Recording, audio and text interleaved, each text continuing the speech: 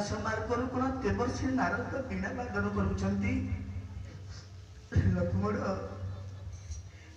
हे लंकार रणांगन रे बापाचारी रावणर ज्येष्ठ पुत्र इंद्रजित आम द्वय भ्रातांची दशा देइछि हे समस्त संदेश मो सीता श्रवण करि सारिथिबो लक्ष्मण मु भाबुछि ए भवन मार्ग रे सीता आम द्वय भ्राता ए दशा देबी खंडन करुछि रे लक्ष्मण मोहिले मो सीता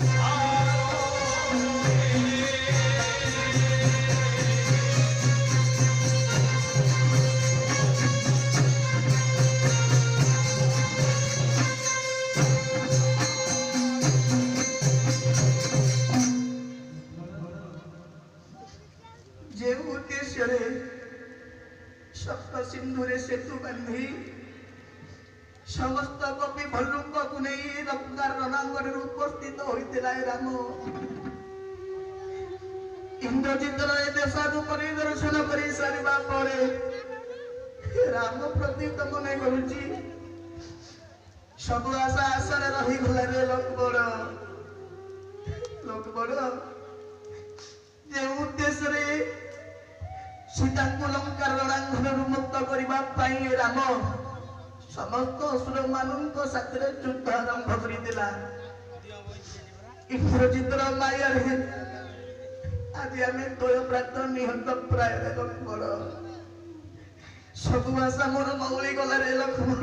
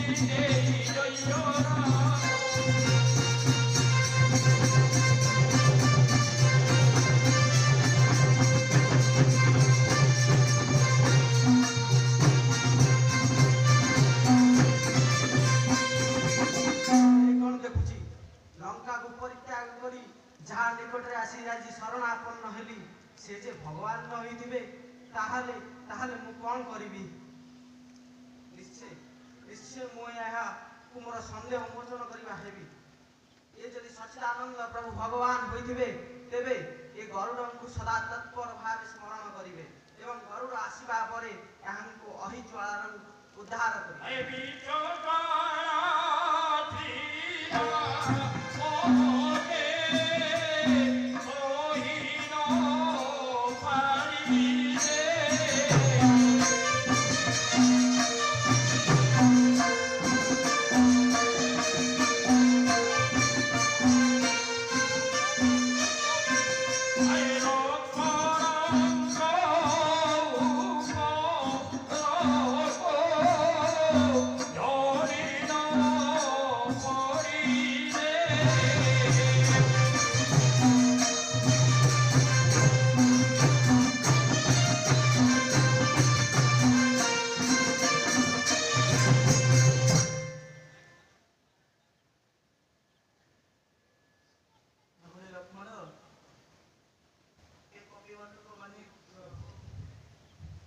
ଈଶ୍ୱରଙ୍କର ବିଷୟ ଜ୍ୱାଳାକୁ ସହ୍ୟ କରିବା ଏ ରାମ ପକ୍ଷେ ଅସମ୍ଭବ ହେଇଯାଉଛି।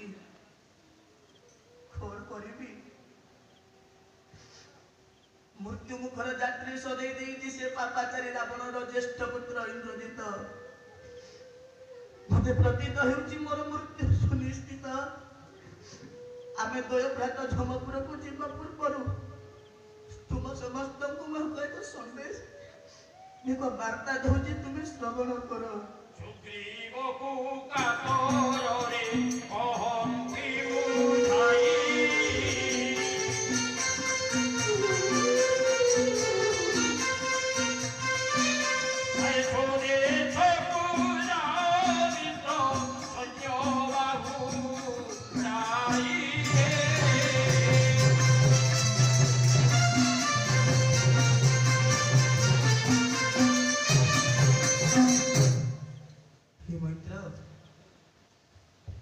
ଯାହା ଉଦ୍ଦେଶ୍ୟରେ ଆମେ ସପ୍ତ ସିନ୍ଧୁରେ ସେତୁ ପ୍ରତିଷ୍ଠା କରି ଏ ଲଙ୍କାର ରଣାଙ୍ଗନରେ ସମସ୍ତ ମାୟାବୀ ଅସୁର ମାନଙ୍କ ସଙ୍ଗତରେ ଯୁଦ୍ଧ କରିବା ପାଇଁ ବ୍ୟବସ୍ଥା କରିଥିଲେ। ଦେଖୁଛ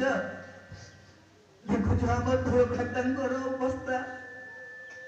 ହେ ମୈତ୍ର, ଆଉ ସେ ଯୁଦ୍ଧ ହବନି। ମୋ ସୀତା ଆଉ ସେ ଲଙ୍କାପୁରରୁ ମୁକ୍ତ ହେବନି। ମୈତ୍ର, ତୁମକୁ ମୁଁ ଅନୁରୋଧ କରୁଛି, ସମସ୍ତ କପି ଭଣ୍ଡୁକକୁ ନେଇ ତୁମେ କିଷ୍କିନ୍ଧାକୁ ପ୍ରତ୍ୟାବର୍ତ୍ତନ କର।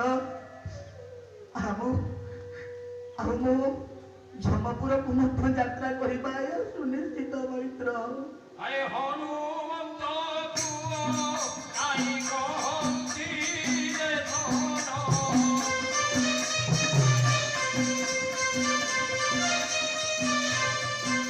ଆଏ ବାରତା କହିବୁ ଯାଇ ଭରତ ଆଗେ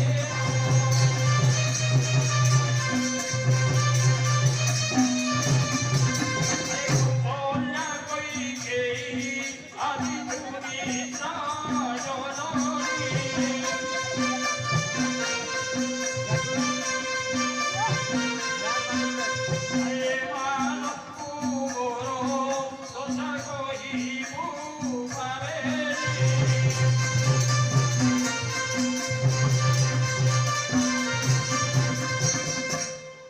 ହନୁମାନ,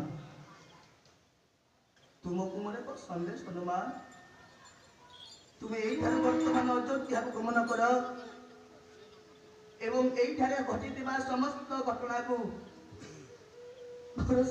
ଭରତ ଏବଂ ମାତା ଗୁରୁଦେବଙ୍କ ଆଗରେ ପ୍ରତିପାଦନ କରିବ ଏବଂ ମୋର ଏହି ଦଶାକୁ ସମସ୍ତ ଅଯୋଧ୍ୟାବାସୀଙ୍କୁ ମଧ୍ୟ କହିବ ଯେ ଲଙ୍କାର ରଣାଙ୍ଗନରେ ପାପାଚାରୀ ରାବଣର ଜ୍ୟେଷ୍ଠ ପୁତ୍ର ଇନ୍ଦ୍ରଜିତ ଆମ ଦୁଇ ଭ୍ରାତାଙ୍କୁ ଏହି ଦଶା ଦେଇଛି।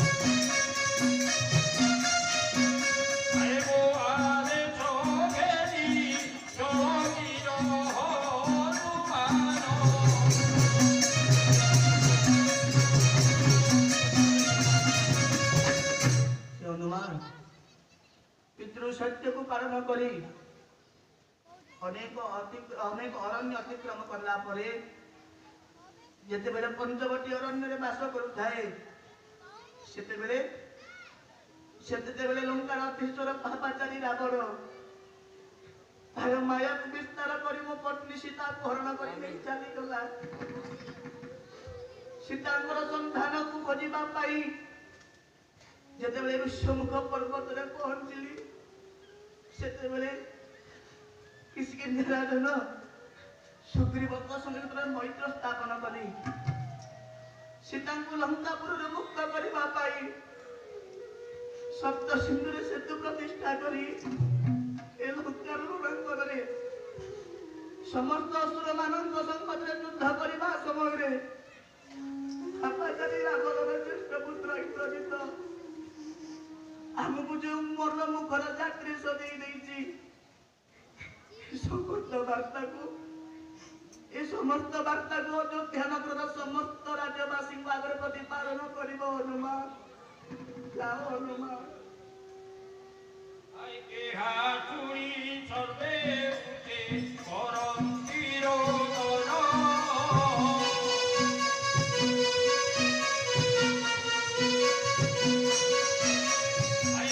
ବିଭୀଷଣକୁ କହନ୍ତି କୌଶଲ୍ୟାର ନନ୍ଦନ।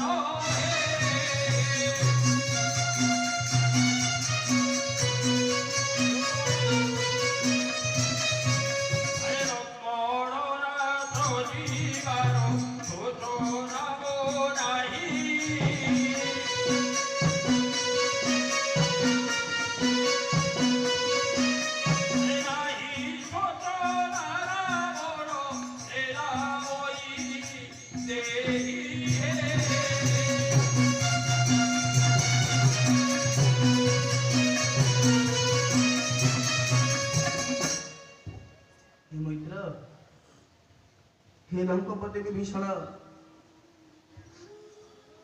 ତୁମର ସମସ୍ତ ଶଙ୍କାକୁ ରାମ ବୁଝିପାରୁଛି।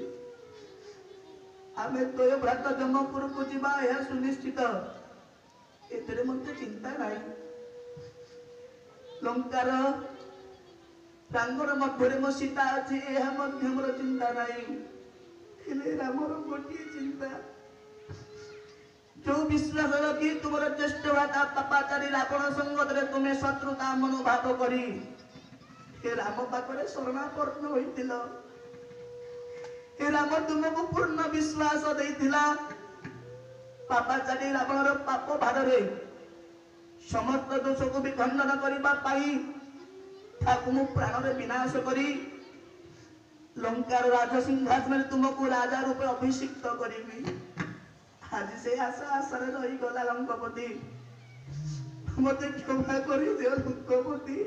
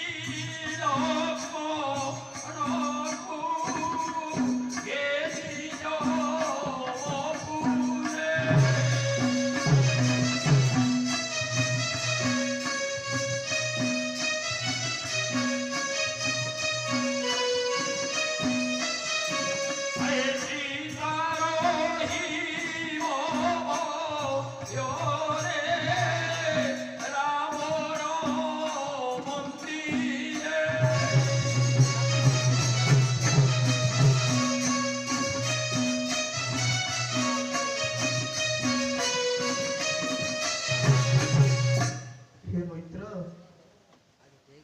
ଲଙ୍କାର ନିର୍ଜର ରାବଣଙ୍କର କନିଷ୍ଠ ଭ୍ରାତା ବିଭୀଷଣ ଯେଉଁ ଆଶା ବିଶ୍ୱାସ ନେଇ ରାମର ଶରଣାପନ୍ନ ହୋଇଥିଲେ ସେ ଆଶା ଆଜି ତାଙ୍କର ଆଶାରେ ରହିଯିବ ନା ମୈତ୍ର ଯେତେବେଳେ ଆମେ ଦ୍ୱୟ ଭ୍ରାତା ଯମପୁରକୁ ଯିବା ନିଶ୍ଚିତ ଆପଣମାନେ ତ ଆପଣ ସୈନ୍ୟମାନଙ୍କୁ ନେଇ ସିନ୍ଧିଆ ନଗରକୁ ପ୍ରତ୍ୟାବର୍ତ୍ତନ କରିବେ ମୋ ସୀତା ତ ଲଙ୍କାପୁରରେ ଅଛି ହେଲେ ଏହି ସମୟରେ ବିଭୀଷଣକୁ କିଏ ସହାୟ ହବ ମୁଁ ଭାବୁଛି ବିଭୀଷଣ ତାଙ୍କର ଆତ୍ମଗୋପନ କରିବା ପାଇଁ ଯେଉଁଠାରେ ଲୁକାୟିତ ଅବସ୍ଥାରେ ରହିଲେ ମଧ୍ୟ ଲଙ୍କାର ପାପାଚାରୀ ରାବଣ ତାଙ୍କୁ ରକେଇ ଦେବନି ଲଙ୍କାର ପାପାଚାରୀ ରାବଣ ତାଙ୍କୁ ନିଶ୍ଚିତ ମୃତ୍ୟୁ ରାତ୍ରି ସଜେଇ ଦବ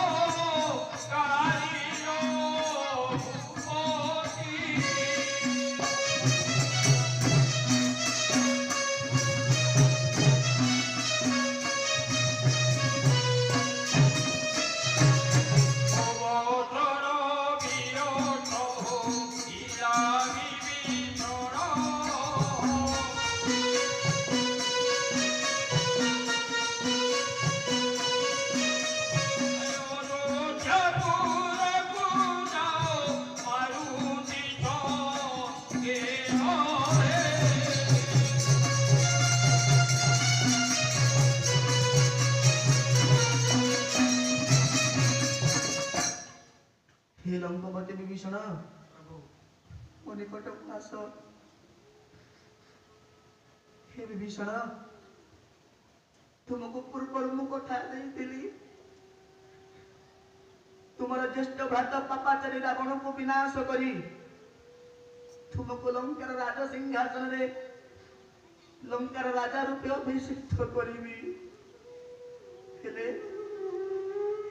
ହେଲେ ଆଜି ଆମ ଦୁଇ ଭ୍ରାତାଙ୍କର ଏହି ଦଶାକୁ ମୁଁ ସଂଦର୍ଶନ କରିବା ପରେ ମୁଁ ଆପଣଙ୍କୁ କ୍ଷମା ମାଗୁଛି ମୁଁ ଆପଣଙ୍କୁ ଦେଇଥିବା ସମସ୍ତ କଥା ଆଜି ରଖିପାରୁନି ହେଲେ ଯିବା ପୂର୍ବରୁ ଆପଣଙ୍କୁ ଏକ ମୋର ସନ୍ଦେଶ हे विभीषण ଏ ଦଶାକୁ ପାଥେୟ କରି ମୋର ସମସ୍ତ ବାର୍ତ୍ତାକୁ ନେଇ ମୋର ହନୁମାନ ବର୍ତ୍ତମାନ ଅଯୋଧ୍ୟାପୁରକୁ ଯାତ୍ରା କରିବେ ତୁମେ ହନୁମାନଙ୍କ ସଙ୍ଗତରେ ଯାଅ ବର୍ତ୍ତମାନ ଭରତ ଅଯୋଧ୍ୟାର ପ୍ରଜାମାନଙ୍କୁ ପାଳନ କରୁଥିବ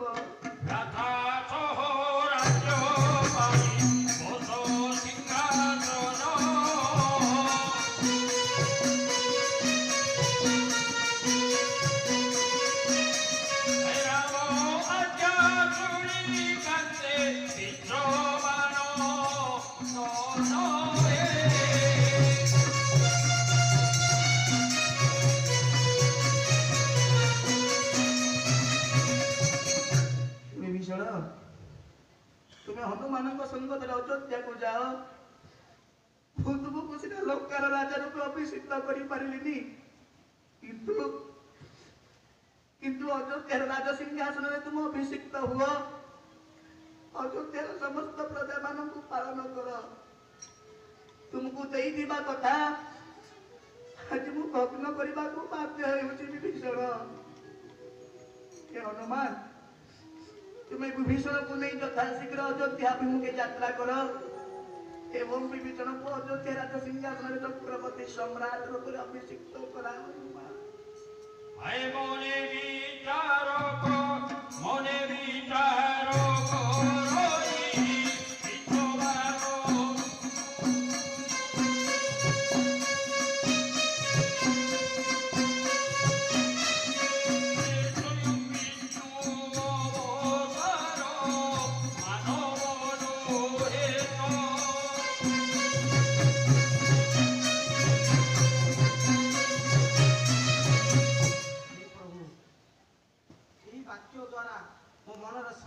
ଗୁଡ଼ିକ ଘନୀଭୂତ ହେଇଯାଉଛି।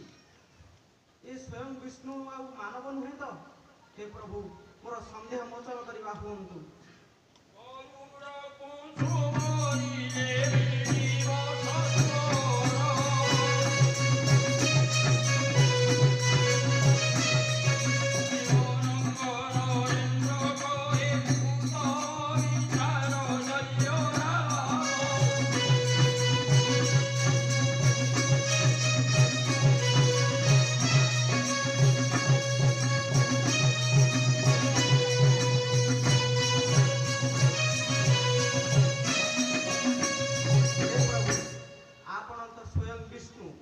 ଆପଣ ଥରେ ମାତ୍ର ଗରୁଡ଼ଙ୍କୁ ସ୍ମରଣା କରନ୍ତୁ, ସେ ଆସିଲେ ହିଁ ଆପଣ ଏ ଅହିଜ୍ୱାଳାରୁ ଉଦ୍ଧାର ହେବେ।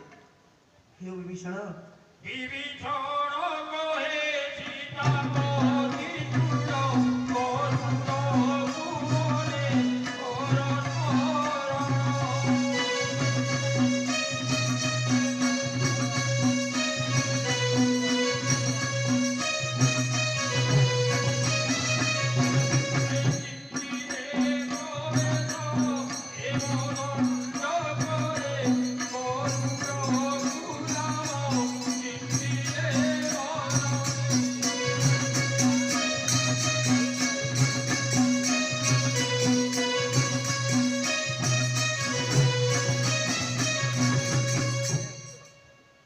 विभीषण आपणଙ୍କ କହିବା ଅନୁସାରେ ଏ ଅହିର ଜ୍ୱାଳାକୁ ମୁକ୍ତ କରିବା ପାଇଁ ମୁଁ ନିଶ୍ଚିତ ଖବରାଜଙ୍କୁ ସ୍ମରଣ କରିବି।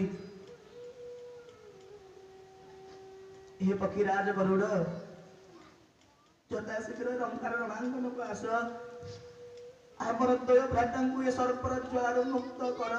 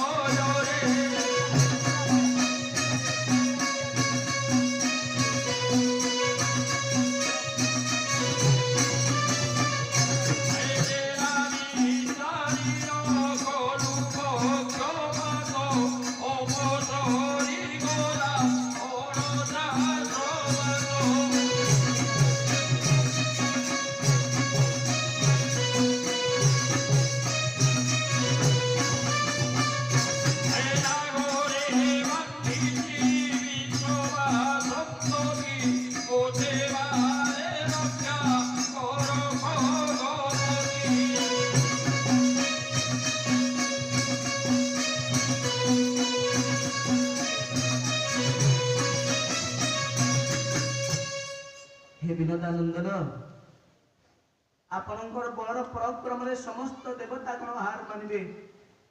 एक दिने आपण देवसभा मध्य पशि अमृत को आप लुंठन कर आपणकर बलार पराक्रम ए राम को जना।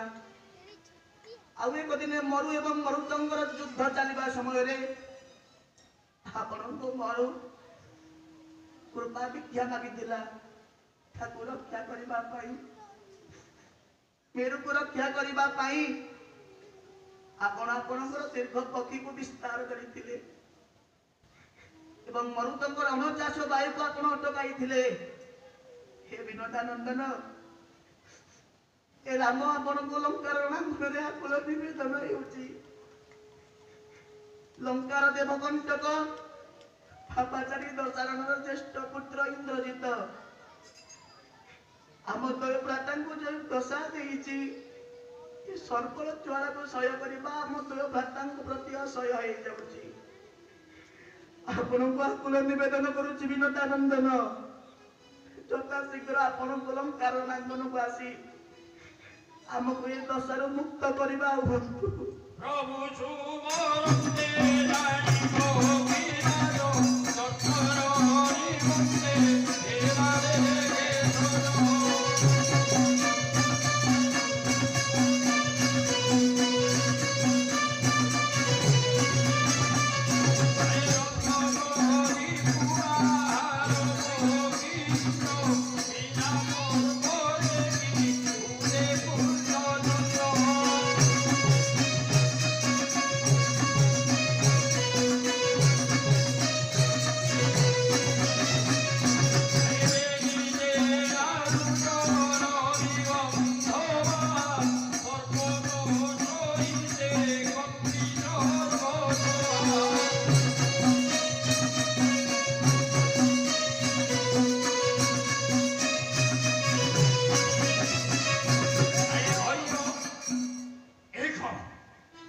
আজি এ পক্ষীরাজ গরুড়র শরীর এমনি প্রকম্পিত হয়ে কাহিঁকি নাই যদি মোর প্রভু বৈকুণ্ঠাধিপতি নারায়ণ মতে স্মরণ করতে তাহলে পক্ষীরাজ গরুড়র শরীর এপরি প্রকম্পিত হয়ে উঠে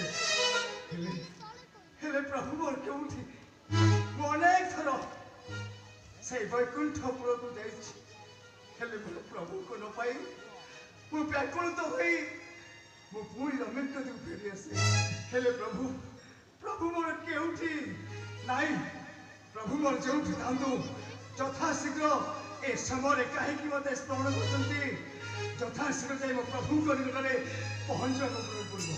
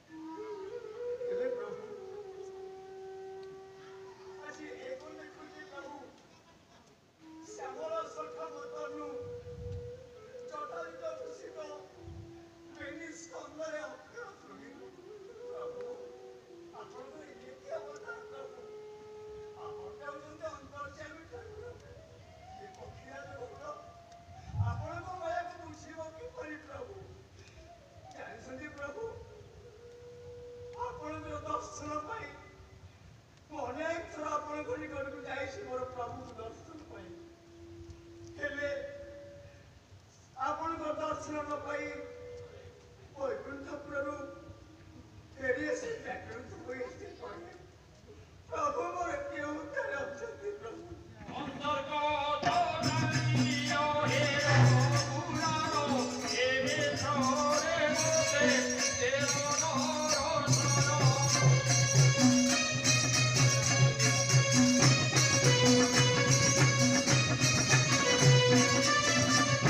ହେଉଛନ୍ତି ଅନ୍ତର୍ଯାମୀ ଠାକୁର ପ୍ରଭୁ। ଆପଣ ଏ ମୋ ଦୁଃଖ କଥା ଜାଣି, ଏ ମନର କଥା ବୁଝିପାରି ଆପଣ ମୋତେ ଦର୍ଶନ ଦେଇଛନ୍ତି। ହେଲେ ପ୍ରଭୁ ମୁଁ ଆପଣଙ୍କ ନିକଟକୁ ଯାଇପାରି ନାହିଁ। ଯାଇଥିଲେ ମଧ୍ୟ ଆପଣଙ୍କ ଦର୍ଶନ ନ ପାଇ ଫେରି ଆସି। ହେଲେ ପ୍ରଭୁ ଏ ପକ୍ଷୀରାଜ ଭୂତର ମନ କଥା ଜାଣିପାରି ଆପଣ ତ ଦର୍ଶନ ଦେଇଛନ୍ତି ପ୍ରଭୁ। ଆଜି ମୁଁ ସାର୍ଥକ ହୋଇଯାଇଛି ପ୍ରଭୁ। ଆଜି ମୋ ପବିତ୍ର ନେତ୍ର ପବିତ୍ର ହେଇଯାଇଛି। ଛରି ଉଦିତରେ ମୁଖରେ ନାମ, ଭଗତ ଭାବେ ହୋଇଛି ମଙ୍ଗଳ।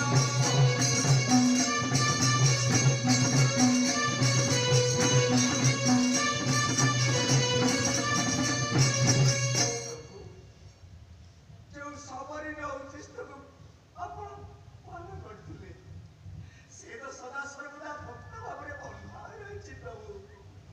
ଆପଣ ଏ ଭକ୍ତର ମନ କଥା ଜାଣିପାରି ଆପଣ ଏ ଅବତାରରେ ମୋତେ ଦର୍ଶନ ଦେଇଛନ୍ତି ପ୍ରଭୁ। ୟାଠୁ କଣ ଅଛି ପ୍ରଭୁ? କଣ ପାଇବେ ୟାଠୁ ଆଉ? ଏଭଳି ପ୍ରଦକ୍ଷିଣ କରାଛି ଜୀବନ, ଚିତ୍ତରି ବୋଲି କହେ ଜୋରି କର।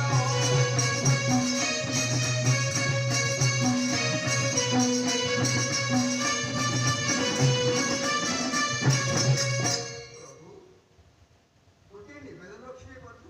କୁହ ବୈନତେୟ। ଏଇ ବିଷୟରେ ଏଇ ଅବତାରରେ ଆଉ ଥରେ ମୋତେ ଦର୍ଶନ ଦେବା ପାଇଁ ମୋର ଏତିକି ନିବେଦନ ପ୍ରଭୁ, ଆଉ କିଛି ନୁହେଁ।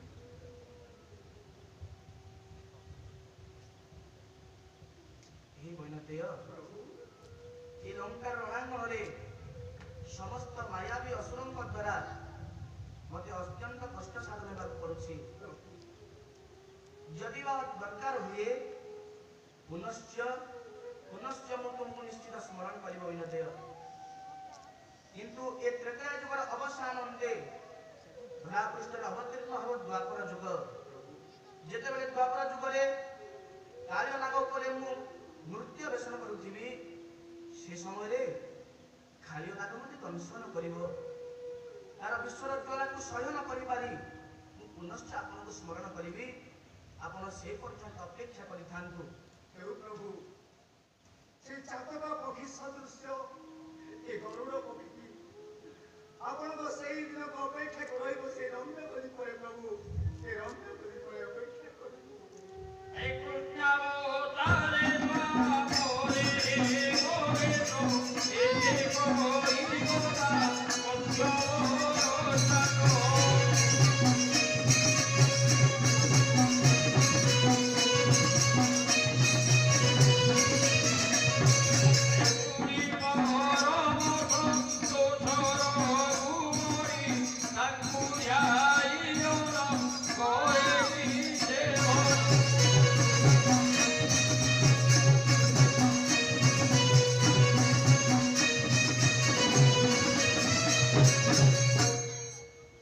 हे ବୈନତେୟ, ସେ ଦ୍ୱାପର ଯୁଗରେ ମୁଁ କୃଷ୍ଣ ରୂପେ ଅବତୀର୍ଣ୍ଣ ହେବି। ସେ ସମୟରେ ତୁମେ ନିଶ୍ଚିତ ମୋ ସଙ୍ଗତରେ ସାକ୍ଷାତ ହେବ। ସେ ପର୍ଯ୍ୟନ୍ତ ତୁମେ ଅପେକ୍ଷା କରିଥାଅ। ସମସ୍ତ ଲୀଳାକୁ ସମ୍ପୂର୍ଣ୍ଣ କରିସାରିବା ପରେ ନିଶ୍ଚିତ ବୈକୁଣ୍ଠକୁ ପ୍ରତ୍ୟାବର୍ତ୍ତନ କରିବି ଏବଂ ତୁମର ଗରୁଡ଼ାସନକୁ ସାଫଲ୍ୟ ମଣ୍ଡିତ କରିବି। ତୁମେ ସେ ପର୍ଯ୍ୟନ୍ତ ଅପେକ୍ଷା କରିଥାଅ ବୈନତେୟ। हे प्रभु, ମୁଁ ସେଇ ପର୍ଯ୍ୟନ୍ତ ଅପେକ୍ଷା କରି ରହିଥିବି। ଏବେ ମୋତେ ବିଦାୟ ଦିଅନ୍ତୁ ପ୍ରଭୁ, ଏବେ ମୋତେ ବିଦାୟ ଯାଅ ବୈନତେୟ।